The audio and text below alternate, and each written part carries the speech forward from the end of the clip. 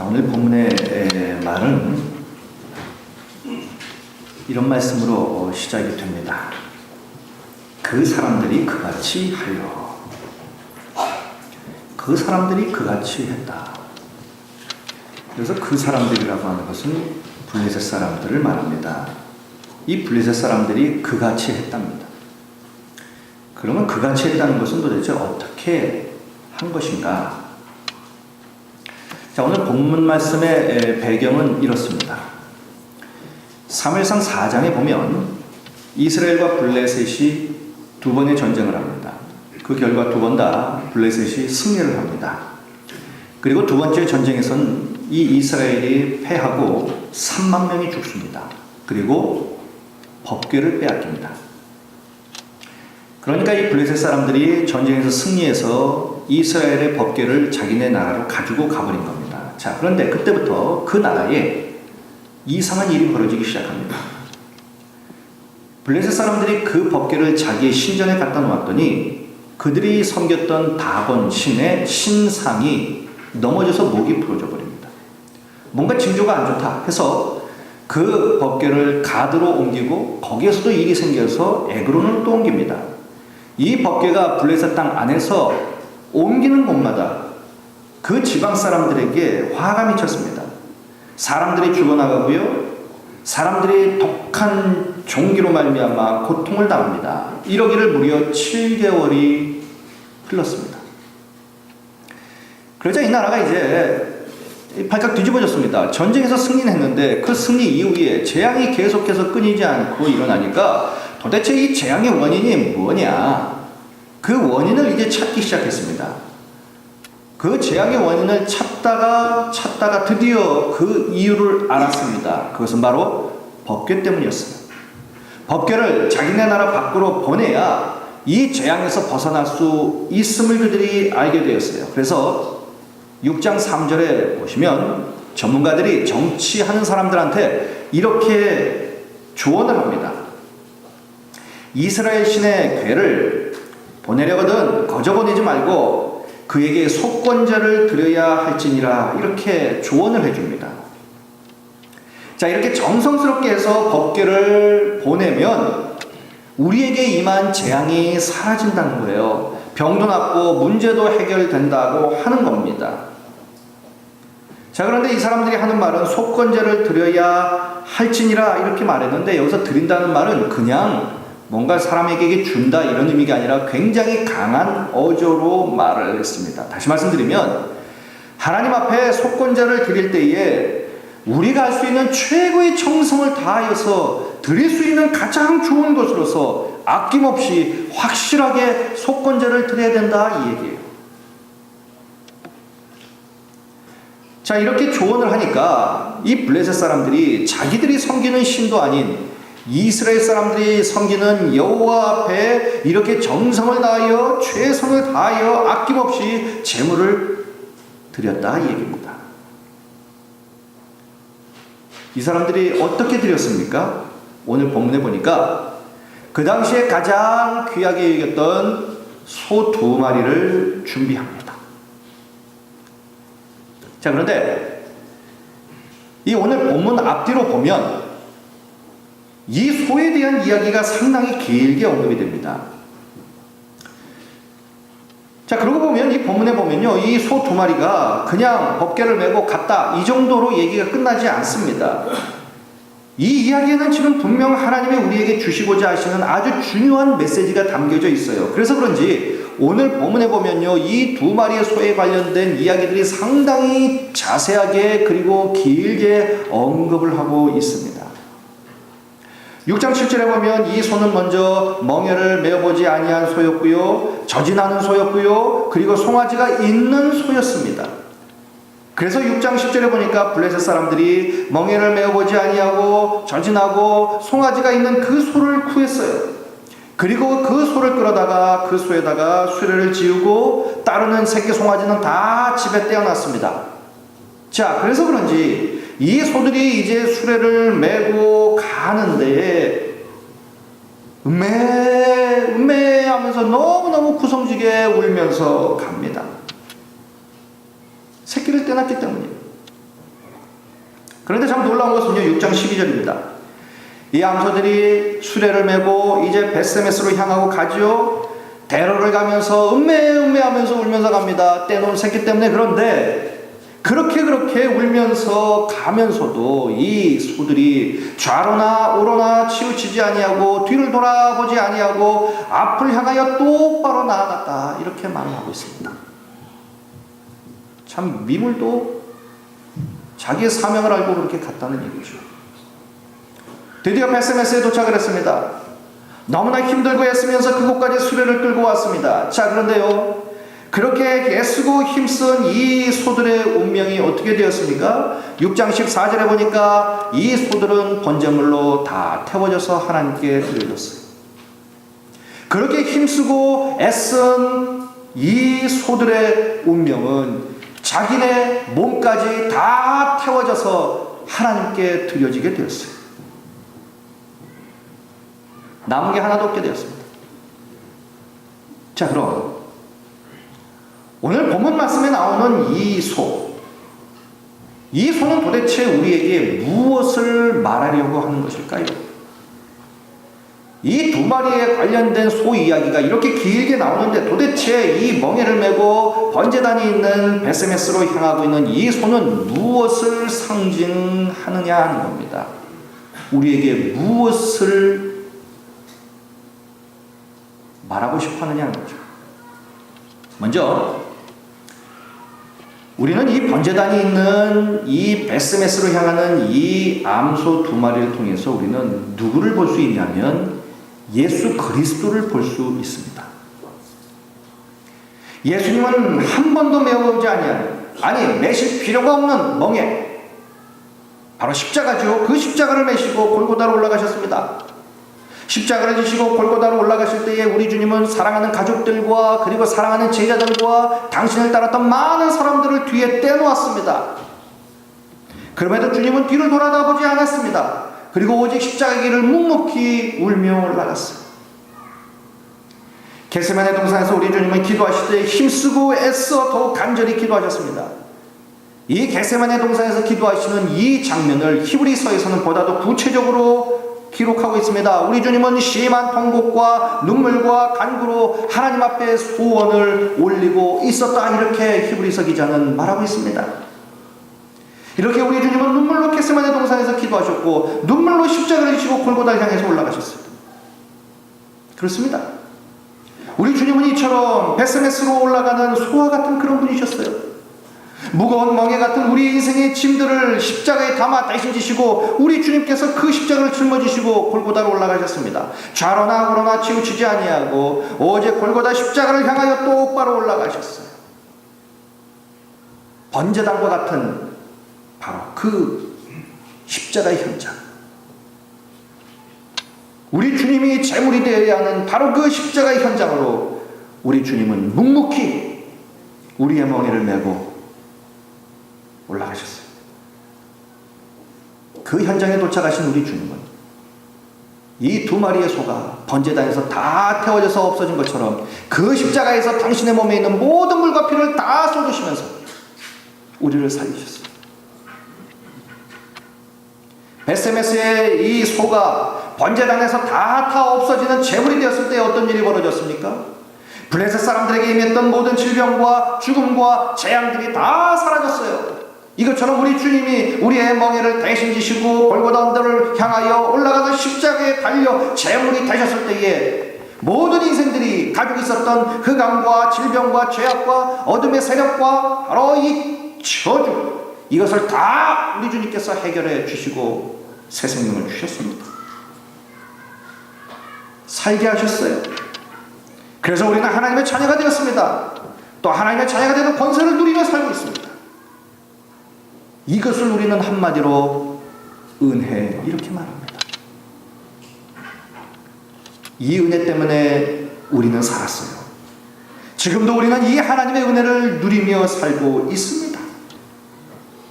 이 하나님의 은혜를 누가 부정할 수 있겠습니까? 그 누가 이 은혜를 받아들이면서 지금까지는 내 힘으로 살았다, 이렇게 말할 수 있는 사람이 과연 누가 있겠냐는 거예요.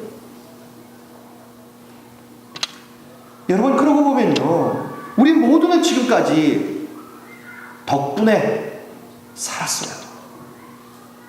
하나님의 사랑 덕분에, 하나님의 은혜 덕분에, 하나님의 축복 덕분에, 하나님의 인도하심 덕분에, 하나님의 선하심 덕분에, 우리 주님의 중보기도 덕분에, 그 누군가의 기도 덕분에 우리는 지금까지 살고 있는 것입니다. 그런데 우리는 이처럼 덕분에 살고 있는데 하나님 앞에서는 항상 우리가 하는 말은 때문에, 이런 말을 하며 살고 있지는 않습니까? 제가 하나님을 위해 헌신하며 살지 못하고 있습니다. 전도도 못하고 있습니다. 기도도 못하고 있습니다. 제가 은혜에 합당한 삶을 살지도 못하고 있습니다. 그 이유는 바쁘기 때문입니다. 할 일이 많기 때문입니다. 게으르기 때문입니다. 관심이 없기 때문입니다. 볼 일이 많기 때문입니다. 누릴 게 너무 많기 때문입니다.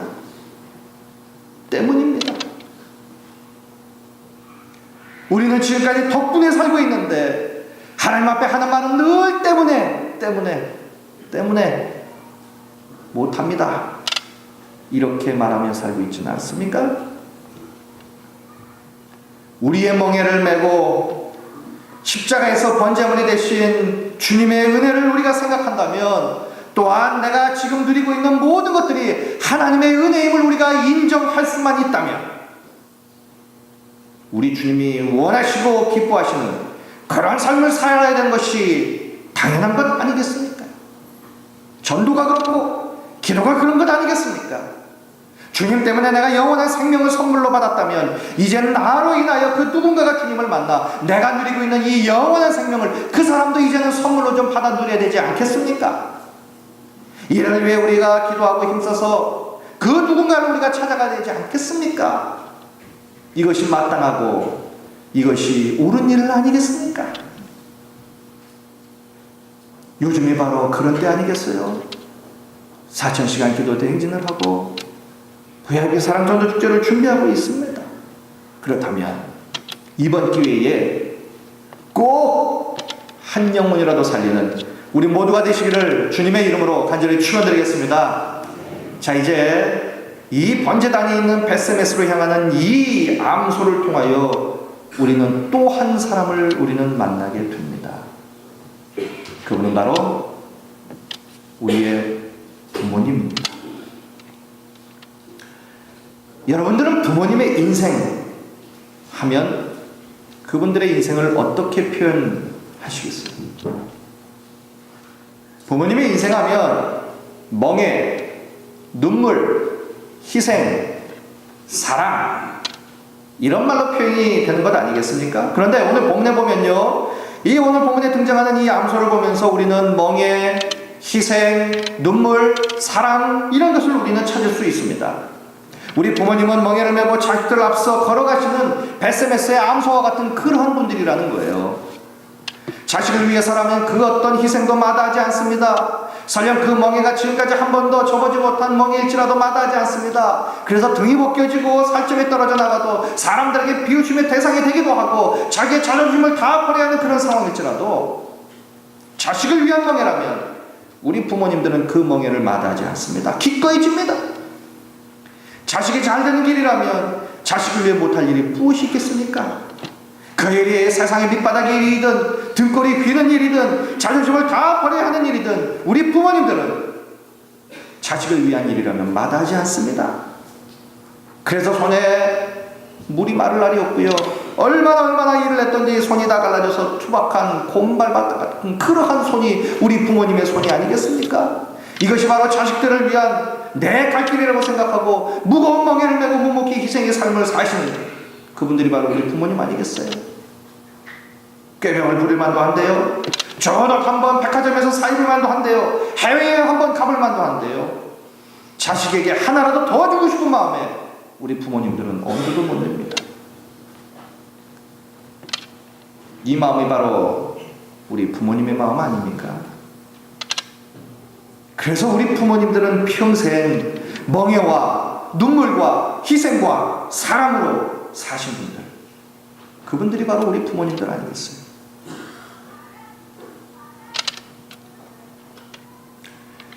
1989년 12월에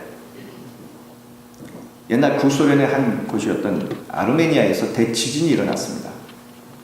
이 지진으로 인해서 무려 5만 5천 명이 죽었습니다.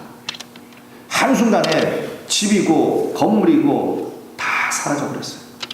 그때 26살 먹은 스잔나 로시안이라고 하는 한 주부가 있었습니다. 이 주부에게는 4살 난 딸이 있었어요. 그 집도 역시 지진으로 말미암아 무너져 버렸습니다. 그런데 부사일생으로 무너지면서 모퉁이가 생겼어요. 그 모퉁이에 그 엄마가 4살 먹은 딸을 안고 끼었습니다. 공간이 생겼어요. 그 공간에 이제 모녀가 있는 겁니다. 캄캄합니다. 겨우 숨을 쉴 수 있는 그런 곳이에요. 하루가 지납니다. 이틀이 지납니다. 이 어린 딸이 공포에 질려서 웁니다.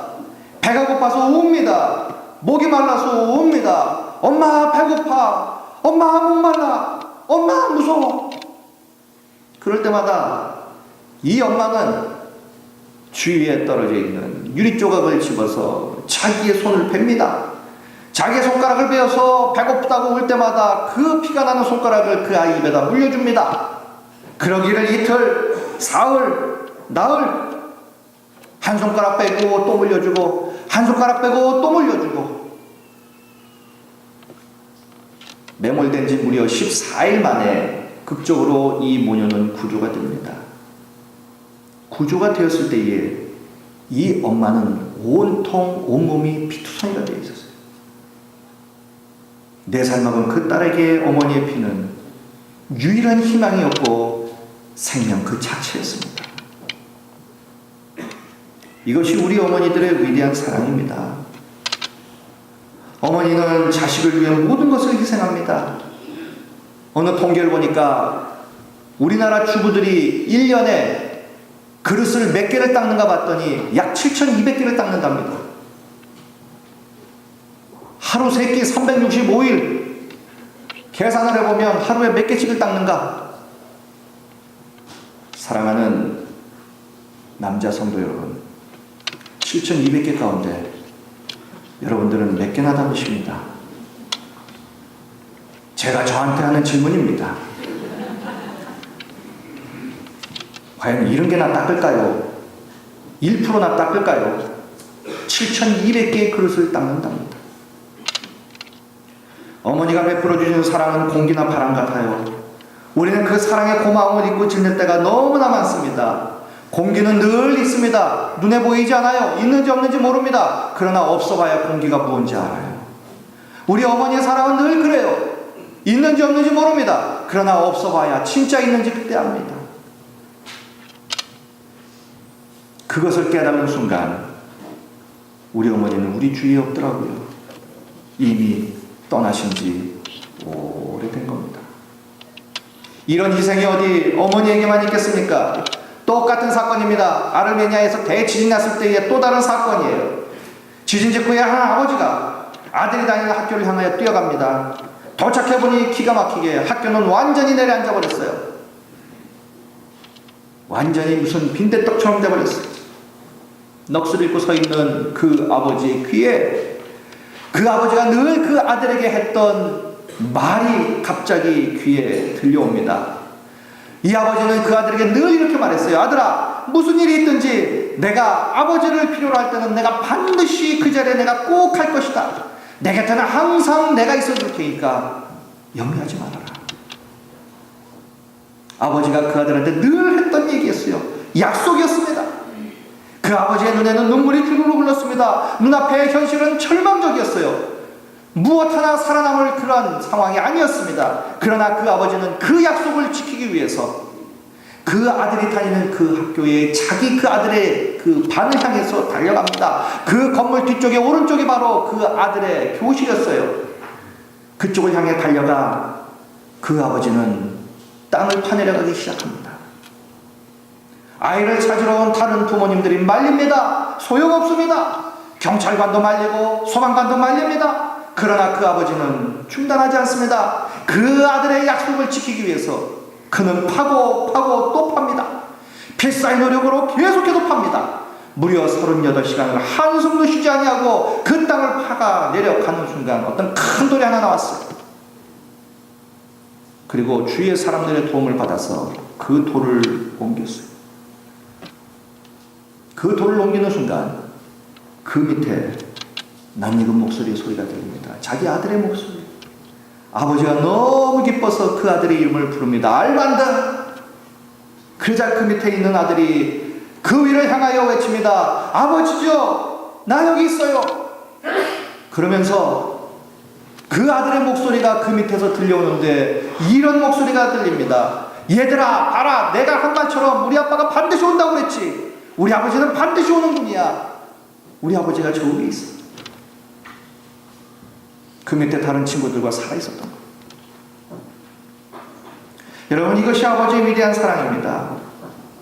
그래서 우리 부모님들은 눈물이 뒤범벅이 된 얼룩진 그런 인생을 걸어가고 있는 거예요. 자식 때문에 참 많이 우십니다. 기뻐서도 울고 안타까워서도 웁니다. 기도하면서도 많이 우십니다. 무엇보다도 그 자식이 보고 싶어서 많이 우십니다.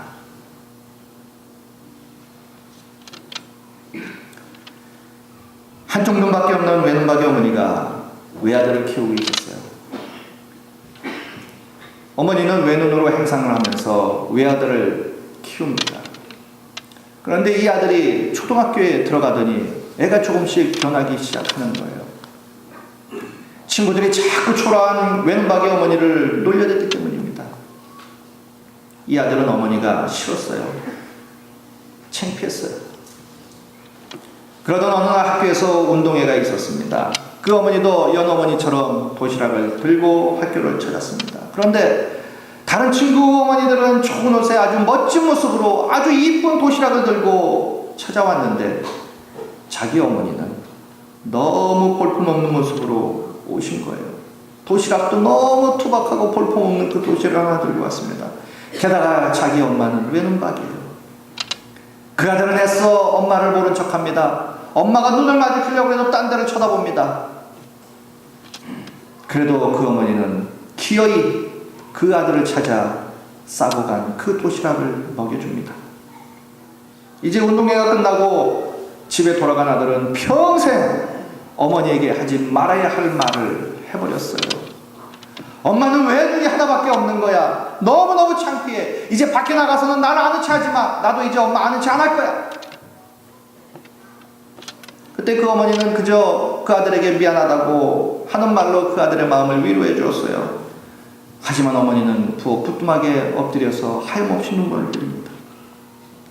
세월이 흘러서 어머니의 정성어린 뒷바라지로 말미암아 이 아들은 좋은 대학을 나와 좋은 직장에 취직을 하고 결혼을 해서 2명의 자녀를 낳고 여유있게 잘 살게 되었어요.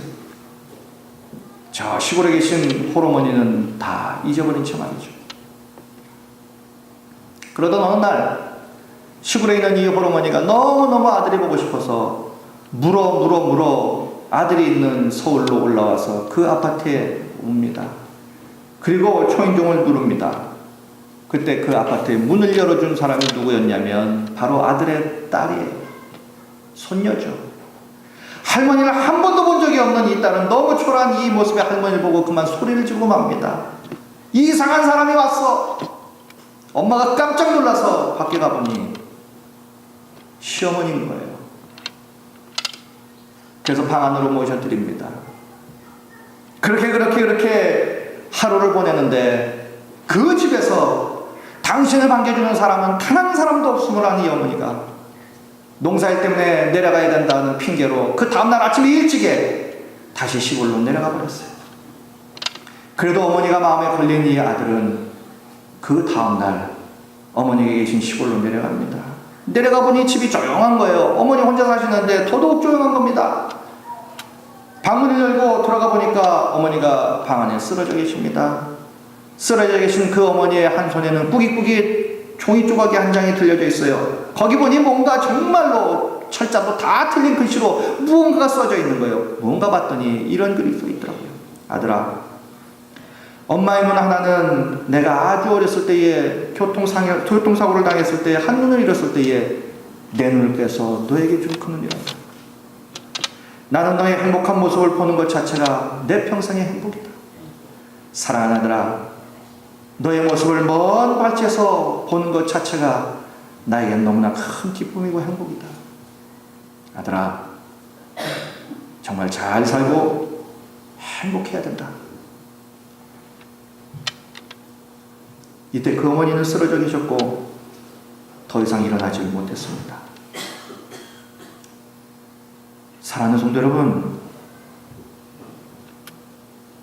저도 50을 넘기고 보니까, 그리고 인생이라는 것을 생각해 보니까, 인생이라고 하는 것이 그 누군가가 죽어야 그 누군가가 살더라고요. 그 누군가의 희생 위에 그 누군가의 희망이 쌓고 오르더라고요. 부모님의 어깨 위에 자식들이 올라서서 그 부모의 희생 위에 자식의 희망이 싹 오르더라고요.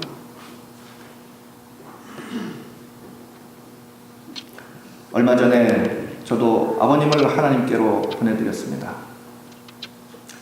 장례식을 다 치르고 제가 집사람에게 이런 말을 했어요.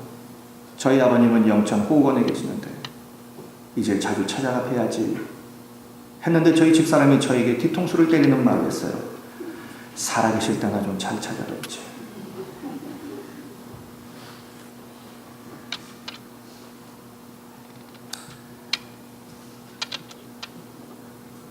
참 그 말, 그 이야기가 저에게는 너무나 못내 아쉬운 말이고 너무나 가슴 아픈 말입니다. 하나님께 효도한답시고 부모님께 효도하지 못하고 살았던 아들이었어요.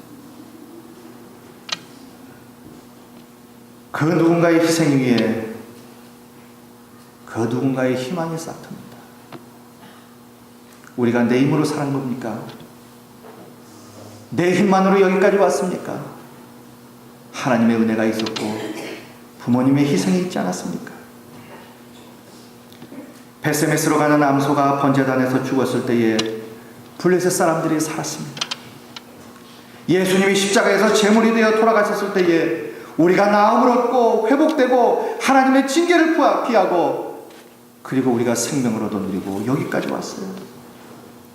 우리 부모님들의 당신들을 향한 희생과 눈물과 사랑으로 당신들의 인생을 죽이셨을 때에 부모님들의 희생 위에 우리들의 희망이 싹 올라 여기까지 오지 않았습니까? 예수님은 우리의 영원한 생명을 위해 당신의 몸까지 찢으신 우리를 위한 베세메스로 향하는 영원한 구원자세요. 우리 부모님들은 마지막까지 당신들의 몸을 희생시키신 베세메스의 암소예요. 그러게 사랑하는 성도 여러분, 우리 먼저 예수님께 잘하며 살았으면 좋겠습니다. 우리 예수님께 효도하며 살았으면 좋겠습니다. 그분이 정말 좋아하시고 정말 원하시는 그분의 소원을 제발 좀 이루어드리면서 살았으면 좋겠습니다. 그분이 원하시고 그분이 기뻐하시고 그분의 소원이 무엇입니까? 한 영혼이라도 우리의 손을 통하여 그분께 나와 구원받는 것 아니겠습니까? 그것이 그렇게 어렵습니까? 우리의 조금의 희생만 있다면 분명 그 누군가는 영원한 생명을 얻어서 새로운 삶을 살게 되지 않습니까? 그 주님의 소원을 한번 이루어드리는 우리 모두가 되기를 정말로 축원드리겠습니다. 뿐만 아니라 우리 부모님에게도 좀 잘했으면 좋겠습니다. 부모님께 효도하며 살았으면 좋겠습니다. 가장 평범한 진리지만 어쩌면 세상에서 가장 어려운 것이 바로 효도가 아닐까 싶어요. 그래서 그런지 성경에서도 확실한 말씀을 합니다. 늙은 부모를 경히 여기지 말라고 하시고 부모를 즐겁게 해드리라고 말합니다. 내 부모를 공경하라. 그리하면 너의 하나님 나 여호와가 내게 준 땅에서 내 생명의 길이라고 말씀합니다. 얼마나 그 옛날에도 효도하지 않았으면 네 생명의 길터이니 제발 좀 효도하라고 말씀을 할까요?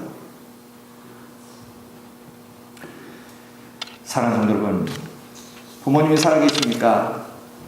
그렇다면 우리 부모님들이 한 줌의 죄가 되어 흙으로 왔으니 다시 흙으로 돌아가시기 전에 부지런히 찾아뵙고 못다한 사랑을 베풀어 드렸으면 좋겠습니다. 그 중에 그분들이 천국을 준비하실 수 있도록 부지런히 예수님 소개해 드렸으면 좋겠습니다.